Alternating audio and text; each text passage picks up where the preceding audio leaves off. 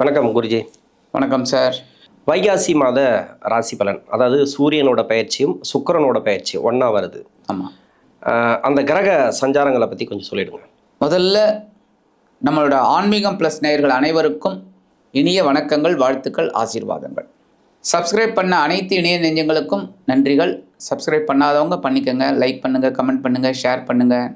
நிறைய பேருக்கு நீங்கள் ஃபார்வர்ட் பண்ணணும். அப்போ தான் இது கொஞ்சம் பெரிய அளவில் பேசப்படும். அடுத்தபடியாக ஜாதகம் பார்க்கணுன்னு வர்றவங்க என்னோடய நம்பர் கொடுத்துருக்காங்க, அதில் வாங்க, வாட்ஸ்அப்பில் வாங்க. இப்போ இந்த அருமையான பதிவில் நம்ம என்ன பார்க்க போகிறோம் அப்படின்னா, சூரிய பகவானோட சுக்கிர பகவானும் ரெண்டு பேரும் ஒரே நாளில் சஞ்சாரம், அதாவது பெயர்ச்சிகள் நடக்கிறது. இந்த சூரிய பகவான் ரிஷபராசிக்கு வரார், சுக்கிர பகவான் மிதுன ராசிக்கு போகிறார். இந்த காலகட்டம் அப்படிங்கும்போது முதல்ல உச்சமடைந்த சூரிய பகவான் கொஞ்சம் உச்சத்தை குறைச்சிக்கிட்டு அப்படியே ரிஷபத்துக்கு வரார். இந்த ரிஷபத்தில் இருக்கிற நட்சத்திரம்னு பார்த்திங்கன்னா கிருத்திகை, ரோகிணி, மிருகசீரிஷம். அதில் பார்த்திங்கன்னா மூணுமே நட்பு கிரகங்கள் தான். ஏன்னா கிருத்திகை அவரோட சொந்த நட்சத்திரம், ஆமாம். ரோகிணி சந்திர பகவானோட நட்சத்திரம், மிருகசீரிஷம் இதுதான் செவ்வாயோட நட்சத்திரம். அந்த வகையில் ஒரு மாத காலம் அவர் அங்கே பயணிக்க போகிறார். அந்த வகையில் ரிஷபராசிலேருந்து அவர் 7ஆம் பறவை விருச்சிக ராசியை பார்க்க போகிறார். விருச்சிக ராசியும் ஆல்மோஸ்ட் செவ்வாயோட வீடு தான், அதுவும் நட்பு கிரகம் தான். அதனால் இந்த மாதம் எல்லாருக்குமே கொஞ்சம் ஒரு நல்ல மாதமாக இருக்கும் ரிஷபத்தில் இருக்கிறதுனால. நான் 7ஆம் பார்வையா விருச்சிகத்தை பார்க்குறேன். என்னதான் சுக்கிர பகவானோட வீடுங்கும்போது அது ஒன்றும் பெரிய பகை கிடையாது. ஆமாம், அந்த அளவுக்கு ஒரு இதுதாங்கிறதுனால நல்ல மாதமாக இந்த மாதம் எல்லாருக்குமே இருக்கும். துலா ராசி ராசியாதிபதினு சொல்லக்கூடியவர் 9ஆம் இடத்துல, இது வரைக்கும் 8ஆம் இடத்துல ஆட்சியாக இருந்தார். 9ஆம் இடத்துக்கு பயிற்சி. அதே மாதிரி 7ஆம் இடத்துல இருக்கக்கூடிய சூரியன், இது ராசிக்கு 11ஆம் அதிபதினு சொல்லக்கூடிய சூரியன் இந்த வைகாசி மாதம், அதாவது தமிழ் மாதத்தில் இந்த சூரிய பகவானுடைய பயிற்சி, இது துலா ராசிக்கு எப்படி இருக்கும்? இந்த துலாம் ராசி நேயர்களுக்கு இப்போ இந்த அஷ்டமத்துக்கு வரக்கூடிய சூரிய பகவான் ஒரு பாடத்தை கொடுப்பார். ஏன்னா லாபாதிபதி அஷ்டமம் அப்படின்னாலே உங்களுக்கு தெரியும், நம்ம கரெக்டாக இருக்கணும்னு அர்த்தம். அந்த இடத்துக்கு எந்த கிரகம் வந்தாலுமே நம்ம கரெக்டாக இருக்கணும். சந்திரன் வந்தாலே சந்திராஷ்டமம் கண்டிப்பாக ஒரு காட்டிட்டு தான் போவார். அப்போ சூரியன் ஒரு மாதம் இருக்க போகிறார். அப்போ ஒரு மாதம் நட்சத்திர சஞ்சாரம் பார்த்திங்கன்னா நல்லா இருக்குது, ஒன்றும் ஒரு நல்ல இதில் தான் இருக்கார், அது பிரச்சனை இல்லை. பட் அதே சமயம் பார்த்திங்கன்னா அஷ்டமத்துக்கு வரக்கூடிய இந்த சூரிய பகவான் உடல் ஆரோக்கியத்தில் நம்ம கவனமாக இருந்தாலே போகும். உணவு கட்டுப்பாடு அதெல்லாம் இருந்தாலே போகும். அதே சமயம் இந்த சுக்கிர பகவான் 9ஆம் இடத்துக்கு வரார்.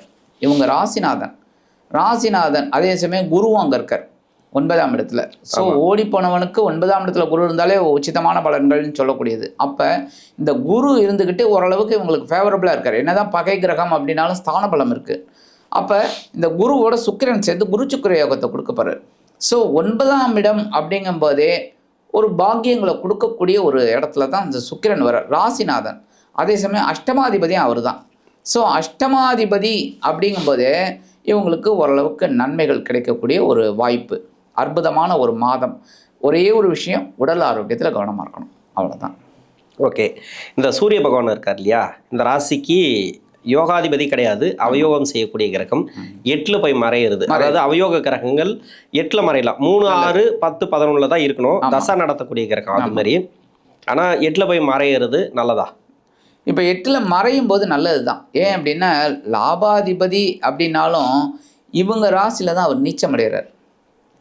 அப்போ அந்த நீச்சமடையக்கூடிய ஒரு கிரகம் அஷ்டம ராசியில் மறைகிறார் அப்படிங்கும்போதே இவங்க இந்த உத்தியோகத்தில் கொஞ்சம் கவனமாக இருக்கணும். வீண் பழி அவமானங்கள் இதெல்லாம் வரத்துக்கு வாய்ப்பு இருக்குது, கவனமாக இருந்தால் போகிறோம். அதே சமயம் தொழில் வியாபாரத்தில் பொறுமையாக அவங்க ஹேண்டில் பண்ணி போனால் ரொம்ப விசேஷம். ஒரு பெரிய இதெல்லாம் பண்ணாமல் அமைதியாக போனாலே நல்லது. ஆனால் இதெல்லாம் அடித்து உடைக்கிற அளவில் தான் குரு அவங்களுக்கு கொஞ்சம் சப்போர்ட்டிவாக இருக்கார், சுக்கிரன் சப்போர்ட்டிவாக இருக்கார். ஸோ என்ன தான் இருந்தாலும் அதை சரி பண்ணுறதுக்கு இந்த சுக்கிரன் உதவி பண்ணுறார். அதுதான் பார்த்திங்கன்னா கிரகங்களோட சஞ்சாரங்கள் ஒன்று நமக்கு மைனஸாக இருந்தாலும் ஒன்று ப்ளஸில் இருக்கும். அதுதான் நமக்கு கடவுள் கொடுத்த ஒரு கிஃப்ட்டு ஒன்று. ஏன்னா எல்லா கிரகங்களும் மொத்தமாக அவன் முடிஞ்சு போயிட்டான். என்ன இப்போ சில விஷயங்கள் அப்படி தான் நடந்துட்டுருக்கு. தமிழக அரசியலில் பார்த்திங்கன்னா அப்படி தான் நடந்துட்டுருக்கு. சில விஷயங்கள் முடிஞ்ச போயிடுத்துக்கிற மாதிரி ஆகிடுது.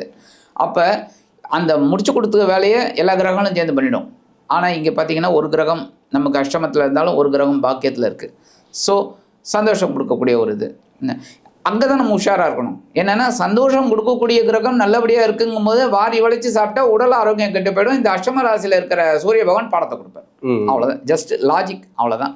ஸோ கவனமாக இருந்தால் போதும். சரி, இந்த துளாராசிக்கு வந்து 8ஆம் இடத்துல இப்போதான் ஒருத்தர் சனி பார்வையிலேருந்து தப்பிச்சார். இன்னொருத்தர் வந்து உட்கார்றாரு சூரியன். இது வந்து அவயோகம் செய்யக்கூடிய கிரகம். ஆனால் ராசிக்கு யோகாதிபதினு சொல்லக்கூடியவர்.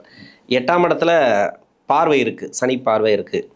இப்போ உடல்நல ரீதியாக எப்படி இருக்கும் இவங்களுக்கு? கடன் பிரச்சனை எப்படி இருக்கும்? எல்லாமே 6ஆம் இடம் சம்மந்தப்பட்டது. ஆமாம், அதாவது நோய் நொடி, கடன், வழக்குகள், இதெல்லாம் எப்படி இருக்கும்? இப்போ இந்த சனி பயிற்சி ஆனதுலேருந்தே துலாம் ராசிக்காரர்களுக்கு ஒரு தைரியம் வந்துடுச்சுங்க. எப்படின்னா எதையும் மீட் அவுட் பண்ண முடியும் அப்படிங்கிற ஒரு தைரியம் வந்துடுச்சு. ஏன்னா இவங்க ராசியில் தான் அவர் உச்சமடைகிறார். இன்னும் அப்போ உச்சமடையக்கூடிய அந்த சனி பகவான் நீச்சமடைந்த சூரிய பகவானை பார்க்குறார். ஸோ பிரச்சனையே கிடையாது. ஒன்று. ரெண்டாவது, இவங்களுக்கு வந்து சுகாதிபதி பஞ்சமாதிபதி. என்ன நான் சொல்லியிருக்கேன் பாருங்க, பூர்வ புண்ணியஸ்தானாதிபதி அப்படின்னாலே அவங்க போன ஜென்மத்து கர்மாக்களை இந்த ஜென்மத்தில் கரெக்டாக பண்ணி, நல்ல கவனிங்க, கரெக்டாக பண்ணி கழிக்கணும். அதுக்கு தான் இந்த துலாம் ராசிக்கு பார்த்தீங்கன்னா தராசு கொடுத்துட்றாங்க சின்னம். அப்போ நீ தராசு மாதிரி இருக்கணும் அப்படிங்கிறதுக்காக தான் கொடுக்குறாங்க. நீ நடுநிலை மாறாத அப்படின்னு. மாற மாட்டாங்க, மாறினா தான் பிரச்சனை. அதனால் இந்த மாறாமல் இருக்கிறவர்களும் இந்த துலாம் ராசி நேர்களை அடிச்சுக்க முடியாது. 6ஆம் இடத்துல வரக்கூடிய அந்த இருக்கக்கூடிய அந்த சனி பகவான் அதி அற்புதமான ஒரு தைரியத்தை கொடுப்பார். ஏன்னா இந்த கட்டத்தில் பார்த்திங்கன்னா சனி, இந்த கட்டத்தில் பார்த்திங்கன்னா சுக்கிரன். என்ன சூப்பரான இது. அப்போ இந்த கடன் கண்டிப்பாக குறையுங்க இவங்களுக்கு. அவங்க இல்லைன்னெலாம் சொல்லக்கூடாது, சொல்ல முடியாது, அதெல்லாம் நம்ம நம்பவும் முடியாது. ஏன்னா ஒரு கிரகம் கண்டிப்பாக ஒரு சப்போர்ட் கொடுக்கும்போது நம்ம யூட்டிலைஸ் பண்ணிக்கணும். அதை விட்டு நம்ம மேற்கொண்டு கடன் வாங்கினா அது வந்து கிரகங்களை வந்து சப்போர்ட் பண்ணி அடைக்காது. நம்ம தான் அதை தப்பு பண்ணுறோம். ஸோ இந்த விஷயத்தில் கரெக்டாக இருக்கிறாங்க. அப்போ இவங்களுக்கு இந்த கடன் சுமை கண்டிப்பாக குறையும் இந்த நேரம். அதேமாரி உடல் ஆரோக்கியம் ரொம்ப பர்ஃபெக்டாக இருக்கக்கூடிய ஒரு காலகட்டம். ஏன்னா சனி பகவான் 4ல் இருக்கும்போது அர்த்தாஷ்டம சனியாக இவங்களுக்கு ஒரு சில பாடங்களை கொடுத்தார். இல்லைன்னு சொல்ல முடியாது. நிறைய பேர் ஹாஸ்பிட்டலைஸ்டு போயிட்டு வந்தாங்க, எல்லாம் நல்லபடியாக ஒரு இது ரெக்கவர் ஆகிட்டாங்க, இல்லைன்னு சொல்ல முடியாது. அடுத்து 5ஆம் இடத்துக்கு வந்தோடனே கொஞ்சம் பரவாயில்லைந்து, மனசில் குழப்பம் வந்தது, அவ்வளோதான். 6ஆம் இடத்துக்கு வந்தோடனே அவங்களுக்கு ஒரு முன்னேற்றம் வந்துடுச்சு. ஸோ உடல் ஆரோக்கியம் நல்லபடியாக இருக்கும். ஆனால் அஷ்டமத்தில் மறைந்தாலும் இந்த சூரிய பகவான் அப்படிங்கும்போது நம்ம கவனமாக இருந்தால் ரொம்ப நல்லது. ஏன்னா லாபாதிபதி. ஸோ நமக்கு லாபம் வரணும்னா உத்தியோகத்தில் கவனமாக இருக்கணும், தொழில் லாபத்தில் கவனமாக இருக்கணும். ஏன்னா லாபம்னாலே அதான். ஸோ இந்த 2 விஷயத்தில் கவனம்னா உடல் ஆரோக்கியத்தில் கவனம். மற்றபடி ஒன்றுமே உங்களுக்கு பிரச்சனை இல்லை. ஓகே. இப்போ ராசிக்கு வந்து செவ்வாயோட பார்வை இருக்குது. அதே மாதிரி பார்த்தீங்கன்னாக்கா ராசிக்கு 2ஆம் இடத்துக்கு வந்து சூரியனோட பார்வை, 3ஆம் இடத்துக்கு வந்து சுக்கிரனோட பார்வை. அதான் முயற்சி ஸ்தானம், பொருளாதாரம், இது ராசி எல்லாமே வரிசையாக இருக்குது. 3 இடமும். இவங்களுக்கு இந்த மாதத்துக்கு உண்டான மனநிலை எப்படி இருக்கும்? இவங்களுக்கு வந்து எதனா டிஸ்டர்ப் ஆகுமா? அதாவது மன அழுத்தம், அப்படி இல்லைனாக்கா உடல் சோர்வு, அது மாதிரி ஏதாவது டிஸ்டர்ப் ஆகிறதுக்கு வாய்ப்பு இருக்கா? இவங்களுக்கு பார்த்தீங்கன்னா சனி பகவான் 6ஆம் இடத்துலேருந்து 12ஆம் இடத்தை பார்க்குறாரு. வரிசையாக நீங்கள் சொன்ன மாதிரி வரிசையாக ஆமாம். சுப விரயம் உண்டாகும், ஆன்மீக பயணம் உண்டாகும். ஓகே. குழந்தைகளுக்காக செலவு பண்ணுவாங்க. ஓகே. வீடு கட்டுறதுக்கு பாதி நின்று இருக்கும், எங்கேயோ லோன் வரும், லோன் வந்துடும், டக்குன்னு இந்த கடனை உடனே வாங்கி அந்த வீடை கட்டிடுவாங்க. ஸோ அது ஒரு சந்தோஷம். இந்த மாதிரிலாம் சுப விரயம் உண்டாகும். அடுத்தது ஒரு குட் நியூஸ் என்னென்னா, இந்த குரு வந்து 5ஆம் பார்வை அந்த ஜென்மராசியை பார்க்குறாரு. அப்போ எவ்வளோ பிரச்சனை வந்தாலும் சால்வ் ஆகிடும். ஏன்னா குரு பார்க்க கோடி நன்மை கண்டிப்பாக நடந்துடும். என்ன அடுத்தது 3ஆம் பார்வை அந்த இது சுக்கிரனோடது, சூரியன் 2ஆம் இடத்தை பார்க்குறாரு சூரியன். ஸோ பார்த்தா கூட 1ஆம் தேதியிலேருந்து அந்த சூரியனோட பார்வையும் குருவோட பார்வையும் அங்கே விழப்போகிறது, கனெக்ட் ஆகுது. ஸோ குடும்பம் ஓரளவுக்கு இந்த ஒரு 15 நாள் கொஞ்சம் அப்படி இப்படி இருக்கும். அதுக்கப்புறம் ஒரு நல்ல ஒரு முன்னேற்றம் கண்டிப்பாக இருக்கும். அடுத்தபடியாக 3ஆம் இடத்தை பார்க்க போகிறார் சுக்கிரன், 7ஆம் பார்வையாக பார்க்குறாரு, குருவும் பார்க்குறாரு. ஸோ முயற்சி இவங்க எடுப்பாங்க. இவங்க தூங்கி கிடந்தா கூட எவனாவது அந்த தட்டி எழுப்பி இந்த வேலையை செய்டாம்பாங்க. ஆனால் இவங்க எப்போவுமே சொல்லக்கூடாது, சோம்பேறிகள் தான். ஏன் அப்படின்னா இவங்களுக்கு வந்து அந்த சனீஸ்வர பகவான் கொஞ்சம் உச்சம் அங்கே தான்.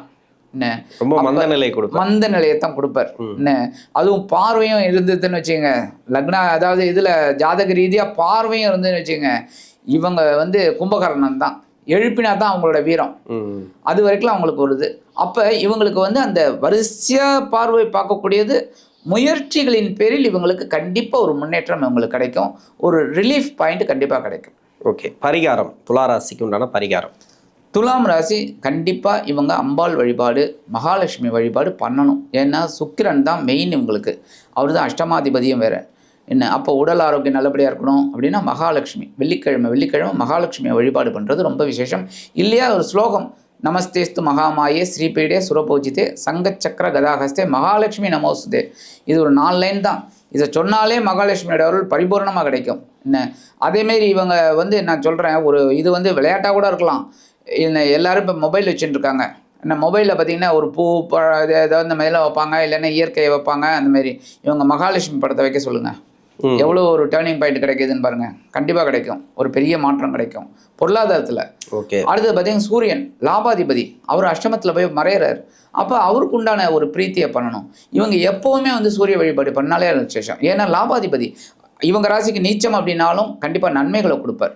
ஸோ இதை பரிகாரம் பண்ணாலே வெள்ளிக்கிழமை இந்த மகாலட்சுமி வழிபாடு, அதேமாதிரி இந்த சூரிய வழிபாடு அது பண்ணினாலே இவங்களுக்கு இந்த துலாம் ராசி நேயர்களுக்கு சூரிய பகவானின் பேச்சும் சுக்கிர பகவானின் பேச்சும் ஒரு இரட்டை யோகத்தை கண்டிப்பாக கொடுப்பார்கள் என்று கூறி விடைபெறுகிறேன். நன்றி. நன்றி.